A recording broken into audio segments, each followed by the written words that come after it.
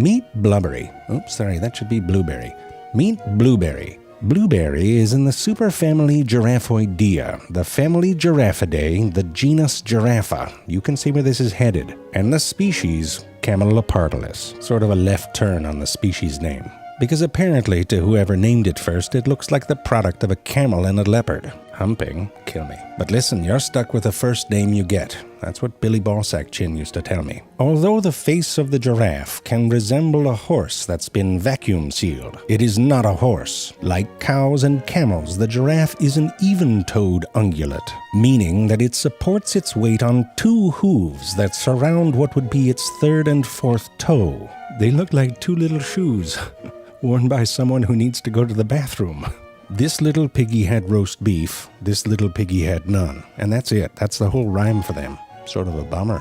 The horse, on the other hand, is a roast beef-only odd-toed ungulate, which supports its weight on a single hoof evolved from its third digit. That's right, horse be flipping you off 4 times. Like all even-toed ungulates, the giraffe is a ruminant feeder. It first ferments what it eats in a tummy part called the rumen. And there's plenty of room in there. Dad joke. Then it gently barfs the food all the way back up its neck to its mouth to give it a bit more of a chew. Don't front, you've had a second visit from a chicken enchilada before, and you kept chewing. Spicy. One of the giraffe's favorite foods to mouth barf are the leaves of the acacia tree, which you can see here. You might recognize this shot from page 4 of Happy Giraffe, Sad Giraffe. Page 6 is much worse. One of the bummers about loving to eat acacia leaves is they come served on a barbed wire skewer. It's like trying to enjoy a trail mix that someone added wood screws to. I'm saying the thorns are big. To get at leaves like these, it has modified mouth parts. On the top of the camel's mouth, which looks like a very uncomfortable pair of shoes, the front teeth have migrated to the back to help with the chewing. In their place is a fleshy dental pad. Not the best name, is it, dental pad? In any case, the dental pad is used in conjunction with the bottom teeth to grab and tear at leaves. Their lips are tough like a cowboy, but bendy to help them navigate thorns. If a thorn gets through, their mouth and throat are protected by an especially thick and slobbery saliva. Giraffes also have a prehensile tongue, which means their tongue is not quite hensile, just a little before that. It's also crazy. Look at it, it's like a very naughty eel. This tongue spends a lot of time outdoors and is purplish-black in color to help protect it from the sun. It is a long tongue, up to 10 inches long. To put that into perspective, your digestive tract from your mouth to to the other side is 36 giraffe tongues long. Well, that's not helpful, is it? How about if you put 18 tongues in one side and then 18 tongues in the other, they would meet in the middle. Well, that's even worse. Let's just move on. If nutrition is scarce, they will round out their diet through osteophagy, gumming and chewing on bones to get at calcium and phosphorus. I know what you're thinking. Stop it. Don't stoop down to their level. Well, that doesn't work, does it? When the giraffe is thirsty, it assumes the position of a very drunk person trying to pick up a quarter, splaying its legs to an almost 90-degree angle. Due to its long-ass neck, valves in its jugular vein close and prevent blood from rushing to its head. It's a fairly vulnerable position, so when they drink, they make the most of it.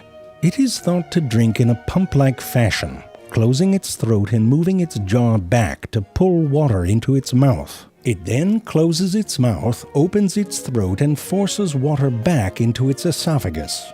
Gulp by gulp, it fills up its neck like it was a bong-sized shot glass. When it lifts its head, the water rushes down into its tum-tum, and the valves in its veins open back up. You may have noticed that the giraffe is very fun to look at. However, it is also very tall. Indeed, the tallest giraffe is taller than any other giraffe. Well, that's not helpful. Giraffe babies come partially pre-stretched. On their lower parts, the most remarkable stretching is that of the metatarsal and metacarpal bones. Whoa! Whoa there! This little fella's sleepy. These bones that make up almost half of their leg length are analogous to the bones in our hands and feet. What appear to be the giraffe's knees are actually its wrists and ankles. To support an average adult weight of over 2,600 pounds, these little spindly sticks come with suspenders. A suspensory ligament runs down a groove in these bones and helps bear the weight. The outsides of the legs are wrapped tightly with a sort of compression hose made of fascia. This helps prevent blood from pooling in their legs when they stand. While walking forwards, the front part of the giraffe looks a bit like the butt parts of someone wearing leopard print leggings who is walking backwards. It moves both limbs on one side of its body while balancing on the other two. You can try this. Instead of swinging your arms opposite your legs, try swinging them on the same side. It looks graceful on a giraffe, but you will look like an idiot.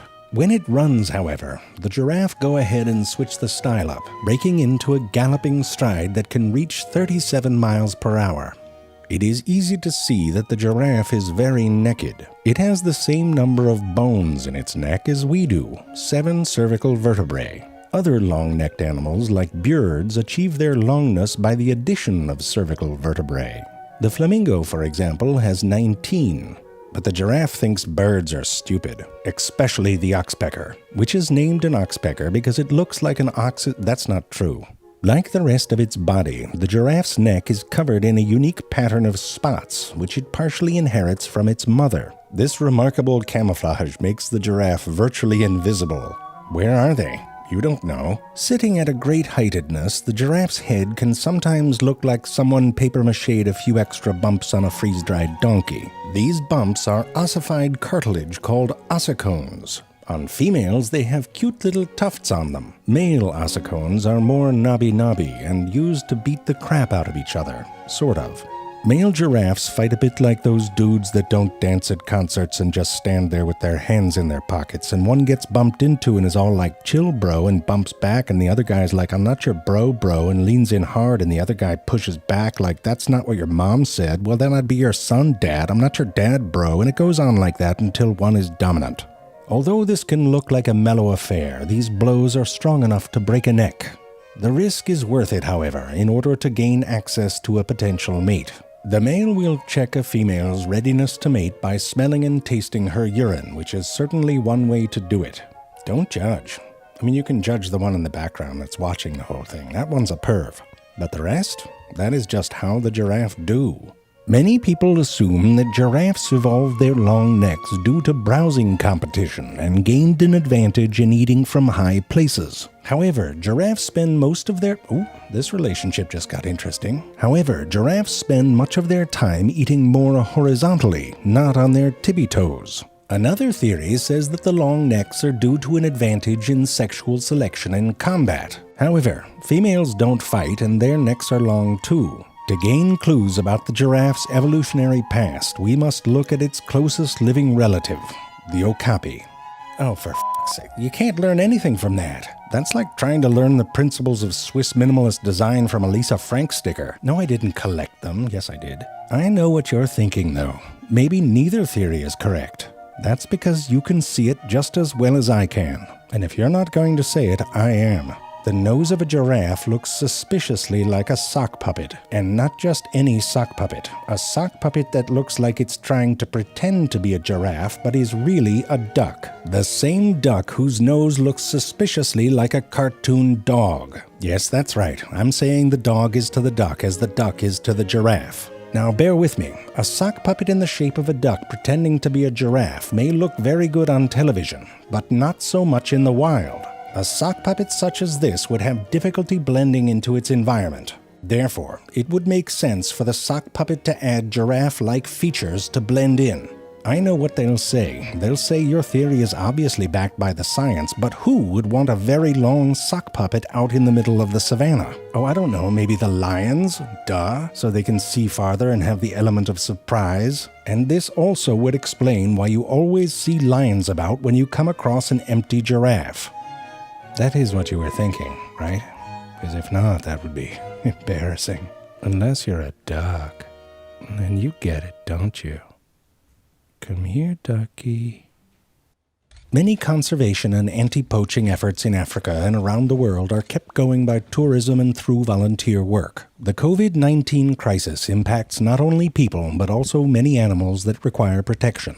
Wildlife Act, whose footage appeared in this video, is an organization that is deeply impacted by the current circumstances. If you have the interest, time, or resources, please look at the link below for more information on how to help.